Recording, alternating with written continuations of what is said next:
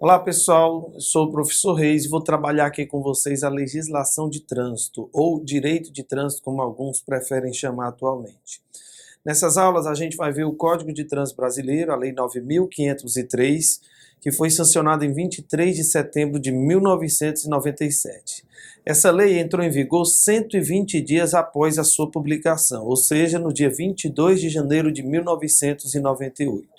Estamos em vias de completar 20 anos de Código de Trânsito Brasileiro e essa lei já sofreu mais de 30 alterações. Além disso, essa legislação ela é complementada por cerca de 650 ou um pouco mais resoluções do CONTRAN. Essas resoluções objetivam regulamentar o que trata a legislação de trânsito, que está lá no Código, e elas vão compensando alguma falha, alguma deficiência, alguma omissão do legislador, alguma dificuldade de interpretação que nós possamos ter, né? Então, durante essas aulas, a gente vai tratar principalmente da lei, mas, consequentemente, a gente tem que ver suas alterações e, por via de regra, algumas resoluções. Resoluções essas que às vezes são cobradas, às vezes são publicadas no edital do concurso. Mesmo que o edital não cite as resoluções, algumas delas são necessárias. A gente não vai conseguir explicar alguns conteúdos sem as resoluções. Por exemplo, capítulo 2, Sistema Nacional de Trânsito. A gente pode usar como base, né, para dividir as atribuições dos órgãos do Sistema Nacional de Trânsito, a Resolução 66, porque ela distribui competências entre Estado e município no que diz respeito à fiscalização. Quando a gente fala, por exemplo, no capítulo 14, habilitação, se a gente não tratar junto com a resolução 168, a gente não vai entender o capítulo, certo? Então, independente do edital citar as resoluções, independente do edital numerar, resolução número tal, tal, tal e tal, algumas a gente precisa ver pelo simples fato de que elas auxiliam a interpretação do que está na lei, certo? E já nesse primeiro momento, eu já convido vocês a entrar na legislação, a começar a ver o código. Nesse primeiro vídeo vamos ver do artigo 1º ao 4º e vamos tratar sobre as disposições preliminares do Código de Trânsito Brasileiro. Vamos até o artigo 1º, vamos lá. Bom, artigo 1º do Código de Trânsito Brasileiro. O legislador nos diz o seguinte: o trânsito de qualquer natureza nas vias terrestres do território nacional, abertas à circulação, rege-se por este Código. Veja, aqui eu tenho duas informações importantes, tá? Primeiro ele diz que as vias são terrestres e também que elas são abertas. Então, qualquer forma de circulação que não seja por via terrestre, você já elimina, você já tira daqui do conceito de trânsito, já não é mais trânsito, já não está mais abrangido pelo código, tá certo?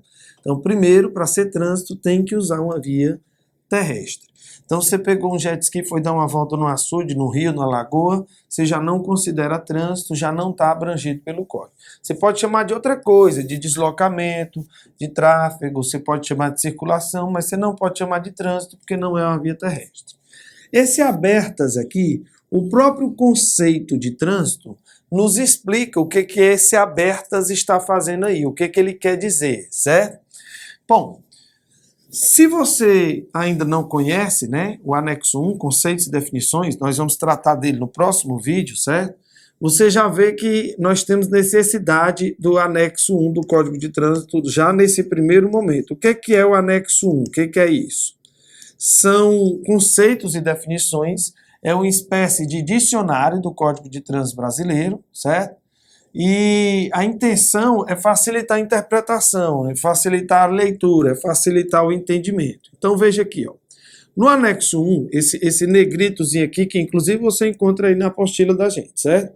Esse negrito que tem aqui abaixo do artigo 1º, ele não é do código, ele é do anexo, certo? E o que é que ele está dizendo aqui? Ele traz o conceito de trânsito, ó. Movimentação e imobilização, ou seja, para ser trânsito não precisa estar se mexendo, tá certo?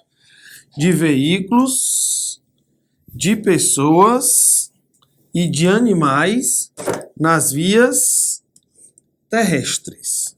Então, observe o que foi que a gente fez aqui, ó. O que é trânsito, né? Quantos componentes, quantos elementos formam o trânsito? Eu tenho veículos, eu tenho pessoas, eu tenho animais e eu tenho as vias terrestres. 4 elementos formam o conceito de trânsito, certo? Então a gente volta aqui para o artigo 1º. Veja só. O trânsito de qualquer natureza nas vias terrestres, porque se não for terrestre não é trânsito, certo?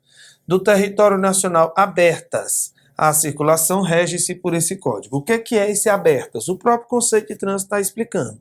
Quando a via terrestre permitir a circulação de pelo menos um dos outros 3 elementos, ou veículos, ou pessoas, ou animais, a gente vai ter o conceito de trânsito. A gente vai ter o que significa a palavra trânsito, certo? Eu não preciso ter os 3 ao mesmo tempo. Então, por exemplo, se o cidadão está caminhando numa praça, se o indivíduo está até sentado ali no banco de uma praça, pelo fato da praça ser aberta à circulação de veículos, ela já se enquadra no conceito de via. Perdão, aberta à circulação de veículos, não, aberta à circulação de pessoas, desculpa. Você tem praias onde você não pode levar, por exemplo, o seu animal. Você tem praias onde você não pode circular com o seu veículo, né? Mas pelo fato dela ser aberta à circulação de pessoas, ela já é considerada via, automaticamente ela é via, tá certo? Então o que é trânsito? A utilização da via. Mas que via? A via terrestre. E quem está utilizando essa via? Ou as pessoas, ou os veículos, ou os animais. Não precisa ser os 3 simultaneamente. E também não depende do que essa pessoa, esse veículo, esse animal está fazendo na via. Ele pode estar se movimentando e ele pode estar imobilizado sem maiores problemas, certo? Então, ali no artigo 1º, a gente já visualiza 2 conceitos importantíssimos. Primeiro, a via tem que ser terrestre e segundo, ela tem que ser aberta. Aberta para quem? Aí o conceito de trânsito me explica o que esse aberta quer dizer. Aberta para veículos, para pessoas ou para animais. Vamos continuar aqui a leitura que você vai ver que no parágrafo 1º, ainda do artigo 1º, ele traz também um conceito de trânsito. A diferença é que o conceito que ele traz no parágrafo é um pouco mais extenso do que ele traz lá no anexo 1, lá em conceitos e definições, aquele negritozinho que a gente acabou de ver. Vamos para o parágrafo 1º, né? Vamos dar uma olhada aqui o que ele nos apresenta no parágrafo 1º. O legislador diz o seguinte: considera-se trânsito a utilização das vias. Veja que ele agora não diz mais que tipo de via é essa. Eu sei que a via é terrestre, porque eu já vi isso lá no anexo, tá certo? Por quem? Por pessoas, veículos ou animais. Então, observe, eu tenho os 4 elementos. Eu tenho as vias, eu tenho as pessoas, eu tenho os veículos e eu tenho os animais, tá? Então, eu tenho os 4 elementos que formam o conceito de trânsito. Aí vem um detalhamento um pouco maior do que o que está lá no anexo. Ó. Isolados ou em grupos, conduzidos ou não, até agora não diz nada de importante, tá certo? Para fins de circulação. Agora sim, ele vai me dar informações importantes. Ó. Veja, ele disse lá que trânsito é a utilização da via por pessoas, veículos ou animais para fins de movimentação ou imobilização. Circulação é o exemplo que ele está dando aqui de movimentação que tem lá no anexo, tá certo? Lá no conceitos e definições, certo? E depois ele dá as formas de imobilização. Quais são elas? Parada, estacionamento, que são coisas diferentes, e as operações de carga e descarga. Esses últimos aqui são as formas de imobilização. Veja, de novo, trânsito é a utilização da via, ou melhor, trânsito é a movimentação ou imobilização de veículos, pessoas e animais nas vias terrestres. A diferença é que aqui ele diz qual é o tipo de movimentação, circulação, certo? E quais são as formas de imobilização, parada, estacionamento, carga e descarga. Note que o conceito que está no parágrafo 1º, ele é um pouco mais extenso, ele é um pouco mais explicado do que o que está lá no anexo 1. O anexo 1 ele é mais simplista, ele é mais objetivo, ele é um pouco mais direto, certo? E esse que está aqui no parágrafo 1º, não. Ele estende um pouquinho mais, ele explica um pouquinho melhor. Tudo bem. Trânsito é a utilização da via. Eu já sei que essa via tem que ser terrestre, eu sei que essa via tem que ser aberta. Por aberta, eu entendo que ela permite a circulação ou de pessoas, ou de veículos, ou de animais. Tá, mas o que é via? Porque nesse instante o professor aí falou sobre o cidadão estar sentado no banco de uma praça e considerou a praça como sendo via. Considerei a praça como sendo via por causa do abertas lá do artigo 1º. Já que ela é aberta à circulação de pelo menos um dos outros 3 elementos, ou veículos, ou pessoas ou animais, não precisa ser dos 3 ao mesmo tempo, tá? Ela já entra no conceito de via, ela já é considerada via, tá certo? Então, o que é via? Eu agora preciso saber o que é via. Porque eu achava que o cara sentado lá no banco da praça não era trânsito, mas você está dizendo aí que é, porque a praça é uma via. Então eu agora preciso saber o que é via. E para saber o que é via, mais uma vez eu vou utilizar o anexo 1, conceitos e definições. Vamos ver o que o anexo me diz sobre vias.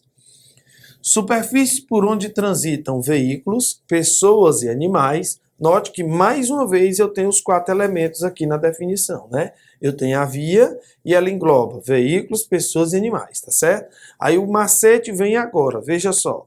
Compreendendo a pista, eu quero saber apenas o que é a via, tá certo? A calçada, o acostamento, a ilha e o canteiro central. Observe, eu queria saber o que era via, mas para saber o que é via, eu terei que saber o que é pista, o que é calçada, o que é acostamento, o que é ilha e o que é canteiro. Então vamos lá. Primeiro, pista. Parte da via normalmente utilizada para a circulação de veículos, identificada por elementos separadores ou por diferença de nível em relação às calçadas, ilhas ou aos canteiros centrais. Vamos tentar traduzir isso aqui para um português mais objetivo. Eu tenho o muro do imóvel lá da propriedade, certo? Eu tenho o que seria a calçada, eu tenho o asfalto, eu tenho a outra calçada lá do outro lado, certo? E eu tenho o outro muro lá da outra propriedade. Essa parte aqui de asfalto, ela pode ter uma divisória, um canteiro central, por exemplo, certo? E ela pode ser separada em faixas, tá certo? Que seria a calçada, né? De ambos os lados. Tudo bem? Veja, dentro do conceito de via, eu tenho tudo isso. A calçada, o canteiro central, a pista, certo? Tudo isso aqui seria a via. Mas o que é pista? É apenas a parte utilizada pelos veículos. Essa parte aqui seria a pista. Só a parte utilizada pelos veículos seria a pista. Então, a questão, por exemplo, no modelo CESP, né? Julgue o item verdadeiro ou falso. Ela diria assim: toda via é pista. Nesse caso, nem toda via é pista, porque calçada também é via, mas não é utilizada pelo veículo, então não é pista, né? Então estaria falsa a afirmação. Toda pista é via. Sim, toda pista, toda calçada, todo canteiro, toda ilha é via. Aí a afirmação estaria verdadeira, certo? Aqui é uma tentativa de lhe fazer, tentar lhe fazer entender, né? O que ele está querendo dizer com pista, né? Ela é apenas uma parte da via. Ela não é a via na sua integralidade, tá certo? Vamos para frente. Eu quero saber o que é via e para saber o que é via eu preciso saber o que é calçada. Meus caros, não dá para a gente decorar texto, né? Esses textos são muito grandes, eles são muito esticados e eu acho que isso dificulta o estudo de vocês. Vamos fazer o seguinte. A calçada é uma parte da via, assim como a pista também era, só que a pista era para a utilização de veículos, tá? E a calçada, ela é destinada, ela é reservada ao trânsito de pedestres e, quando possível, a implantação do mobiliário urbano, incluindo-se no mobiliário urbano sinalização, vegetação, postes de iluminação pública, lixeiros públicos, paradas de ônibus, certo? Tudo isso é mobiliário urbano. Então, observe, a calçada, ela tem duas funções. Eu não vou decorar o texto, então preciso saber pelo menos isso, que a calçada ela tem duas funções. Quais são elas? trânsito de pedestres e implantação do mobiliário urbano. Por que memorizar as funções ao invés de decorar o texto é mais fácil? Observe aqui o que diz o anexo 1 sobre acostamento. Parte da via de novo, assim como era a calçada, assim como era a pista, certo? Só que agora, diferenciada da pista de rolamento, destinada a parada ou estacionamento de veículos em caso de emergência, então eu tenho a primeira função, ó. Ela é utilizada por veículos em casos de emergência, certo? A circulação de pedestres e de bicicletas. Mais uma vez, decorar o texto não vai ser interessante. Então, o que eu memorizo? Que o acostamento tem 3 funções. Se eu souber só isso, ó, se eu lembrar só isso, ó, a calçada tem 2 funções e o acostamento tem 3, eu já consigo diferenciar os dois, certo? Calçada tem 2 funções e o acostamento tem 3, ok? Aí eu já consigo fazer uma diferençazinha entre os dois. E assim, não está aqui no nosso estudo agora, mas quando a gente for estudar o anexo 1, nós vamos ver o seguinte: quem leu acostamento e quem leu calçada, é interessante que leia logo o passeio. Por que eu estou colocando assim? Porque os conceitos e definições, eles estão dispostos em ordem alfabética. Aí eu li a calçada com a letra C, ela vem primeiro. Eu li o acostamento com a letra A, ele vem primeiro. Depois eu li a calçada, só que quando eu li a calçada eu já li algumas coisas antes, tá? E só lá no final do anexo eu vou ler passeio. Quer dizer, quando eu ler passeio eu já me esqueci do acostamento, talvez já me esqueci até da calçada. E você vai ver lá na definição de passeio, nós não vamos estudar ela agora, certo? Que é a diferença básica que o passeio tem uma função, já que ele é destinado exclusivamente à circulação de pedestres. Vejam, eu não estou preocupado aqui, junto com você, em decorar texto, porque isso é impossível. Para quem vai ler quase 350 artigos, não tem condição da gente estar decorando o texto, certo? Então, o que eu vou fazer? Eu preciso me lembrar apenas que o acostamento tem 3 funções, a calçada tem 2 e o passeio só tem 1. Aí eu já consigo diferenciar os 3 lá na hora da prova, tá? Bom, eu quero saber o que é via. Lembre, não esqueça, ó, eu estou lendo calçada, eu estou lendo acostamento, eu estou lendo pista, eu estou lendo ilha, estou lendo canteiro, porque eu quero saber o que é via. Só isso, eu só quero saber o que é via. Então vamos continuar aqui, ó. Ilha, o que é uma ilha? Obstáculo físico colocado na pista de rolamento, destinado à ordenação dos fluxos de trânsito numa interseção. Enquanto que o canteiro central também é um obstáculo físico construído com a função de separar as pistas de rolamento, eventualmente substituído por marcas viárias. Veja, obstáculo físico e obstáculo físico. Só que cada um dos dois tem uma função diferente. Uma ilha ordena os fluxos e um canteiro central separa os fluxos. Professor, não entendi muito bem. Vamos lá. Num cruzamento normal, num cruzamento convencional, você transpõe a via transversal em linha reta, certo? Você está vindo aqui na sua via, na sua mão de direção, e você atravessa a via transversal em linha reta. Simplesmente atravessa a via transversal em linha reta, certo? Quando a gente fala de ilha, você não vai conseguir fazer essa transposição da transversal em linha reta, porque a ilha, ela lhe força a fazer um movimento diferenciado, ela ordena o seu sentido de direção. Então, nesse caso aqui, por exemplo, a construção, o obstáculo, né, a ilha, no caso, ela me forçaria a fazer um movimento circular ou semicircular, certo? Então, toda vida que eu encontrar na via, uma construção, uma obstrução, um obstáculo qualquer que me obrigue a fazer um movimento de forma específica, eu terei uma ilha. Por exemplo, alguns canteiros centrais, aqui é o canteiro, certo? Você entender que é o canteiro, vou colocar aqui pelo menos uma faixa de trânsito, 2 faixas de trânsito em cada lado, tá? E aí você teria, em alguns lugares, uma abertura aqui desse canteiro para permitir, por exemplo, um retorno, certo? Aí você, nesse caso aqui, observa que o canteiro ele foi aberto, né? Ele foi, de alguma maneira, retirado aqui uma parte dele para permitir ali a passagem do veículo, certo? Então, peraí. Essa construção aqui, que tem aqui no meio, veja, ó, ela tá, mesmo que não tivesse placa nenhuma, para me mostrar sobre o retorno, certo? Ela tá me mostrando aqui, essa construção aqui, ó, essa aqui que está aqui no meio, certo? Ela tá me mostrando que a manobra não é essa. Ela está me mostrando que não é esse o procedimento, certo? Então, como ela me força a fazer o movimento de determinada maneira, essa construção aqui trata-se de uma ilha. O canteiro não, ele só separa os fluxos de trânsito, uma mão da outra. A ilha não, ela ordena, ela me força a fazer a manobra de determinada forma, certo? Quem leu ilha e quem leu canteiro, não vamos estudar isso agora, tá?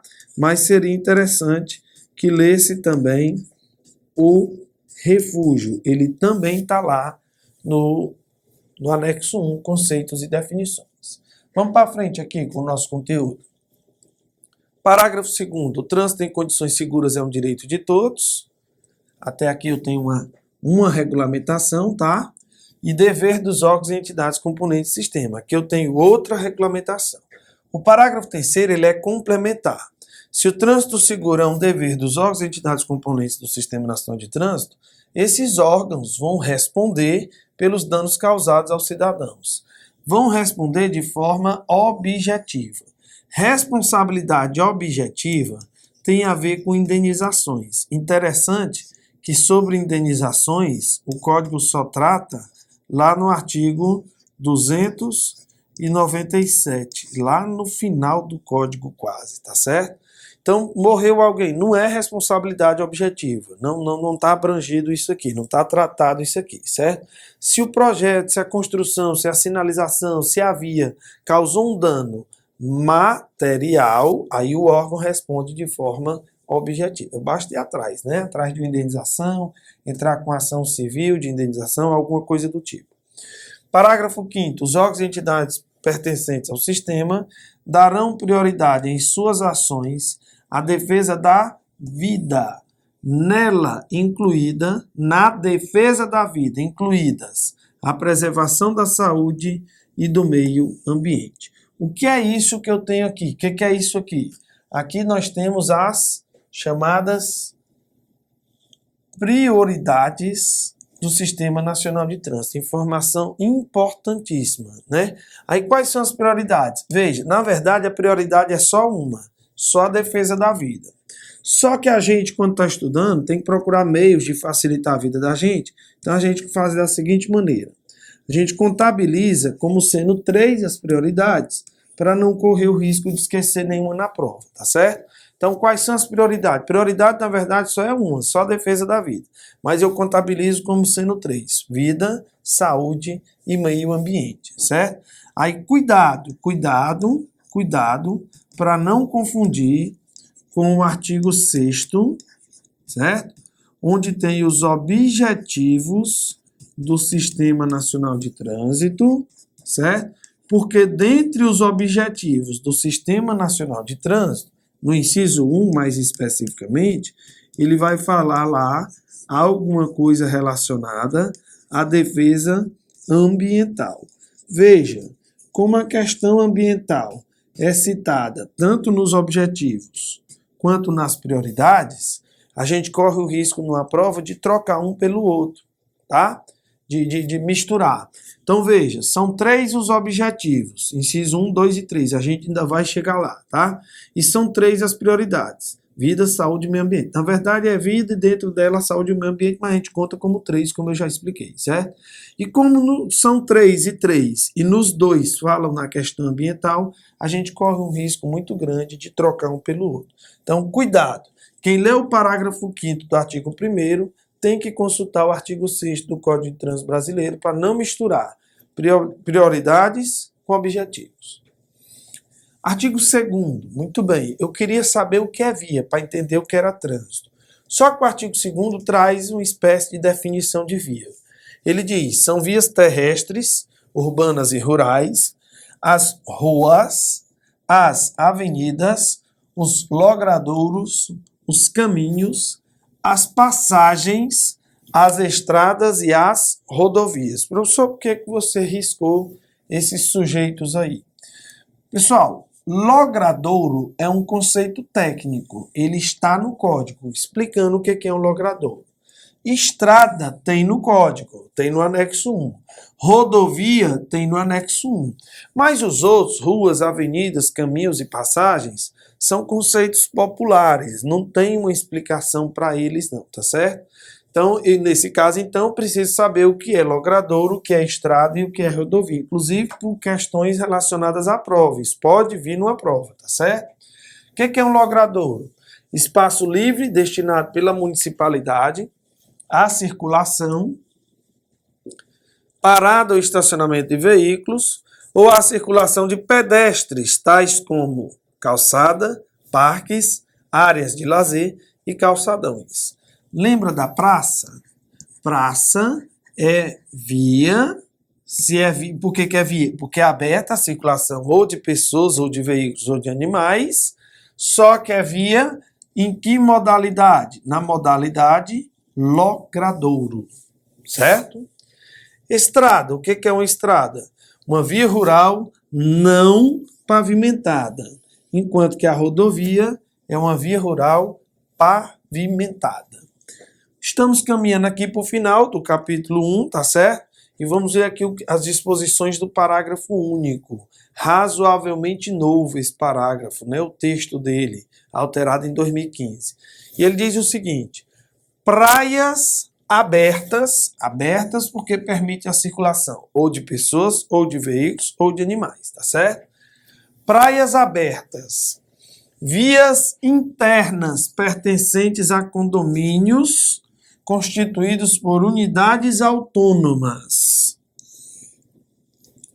e vias e áreas de estacionamentos que, embora sejam de estabelecimentos privados, são de uso coletivo, são, para os efeitos desse código, considerados vias. Aí você vai dizer assim, já que é via, já que é aberta a circulação ou de pessoas, ou de veículos, ou de animais, a legislação de trânsito se aplica lá dentro. Mas, por óbvio, né? É para isso que o legislador teve que explicar que a praia era uma via, o condomínio era uma via, o estacionamento de uso coletivo era uma via, certo? Para dizer o quê? Para dizer que a lei se aplica lá dentro, se aplica aquele tipo de via, aquele tipo de utilização. Agora nós temos que fazer uma ressalva. Embora que ali seja uma via, o órgão de trânsito municipal não vai poder entrar lá para aplicar a legislação, a não ser fiscalizar as vagas de uso exclusivo. O que eu estou chamando de vagas de uso exclusivo? Estacionamentos para deficientes e idosos, porque esses são protegidos por lei, né? Estatuto do idoso, Estatuto da pessoa com deficiência, certo? E nós temos resoluções do CONTRAN que tratam de um percentual de vagas que tem que ser reservados a essas pessoas. Então, o agente de trânsito municipal, ele vai poder entrar ali para fiscalizar única e exclusivamente as vagas reservadas, as vagas de uso exclusivo. Isso está no artigo 24, atribuições de órgão de trânsito municipal. Você vai ver que lá ele ainda diz que é somente esse tipo de fiscalização que o município vai fazer. No meu entendimento, isso é até um erro do legislador, mas o que eu entendo não interessa a vocês, porque não cai na prova, tá certo? Já o órgão de trânsito estadual, não, esse não tem limitações. Se ele entrar lá, ele fiscaliza tudo. O municipal, só as vagas de uso exclusivo. Vamos só concluir aqui o capítulo, certo? Vamos lá. Artigo 3º. As disposições desse código são aplicáveis a qualquer veículo, bem como aos seus proprietários e condutores, sejam eles nacionais ou estrangeiros, e também se aplicam às pessoas nele, no código, né, expressamente mencionadas. Pessoal, além do código mencionar algumas autoridades, ele menciona pessoas físicas e pessoas jurídicas, ou seja, dá para autuar, por exemplo, uma empresa, uma instituição, pela má utilização da via ou pela má utilização do veículo, certo? E por fim, os conceitos e definições estabelecidos para os efeitos deste código são os constantes do anexo 1. Não sei se vocês perceberam, mas já que a gente não sabe os conceitos, ou não sabia ainda os conceitos de via, por exemplo, não sabia o que era trânsito, não sabia o que era pista, não sabia o que era calçada, acostamento, ilha e canteiro, né? Você vê que a gente tem uma dificuldade de progredir com a legislação. Então você já percebe no primeiro artigo a necessidade de conhecer o anexo. Não conheço o anexo, eu tenho dificuldade de ir progredindo com o entendimento da legislação. E olha que interessante, eu senti a necessidade do anexo já no primeiro artigo e o primeiro capítulo terminou me mandando ir para o anexo. É o que nós vamos fazer no nosso próximo vídeo, porque sem ele a gente vai ter dificuldade de entender o que está na lei, ele vai ajudar a entender, mas do anexo 1, também saem questões da nossa prova. É o objeto de estudo do nosso próximo vídeo e a gente se vê lá.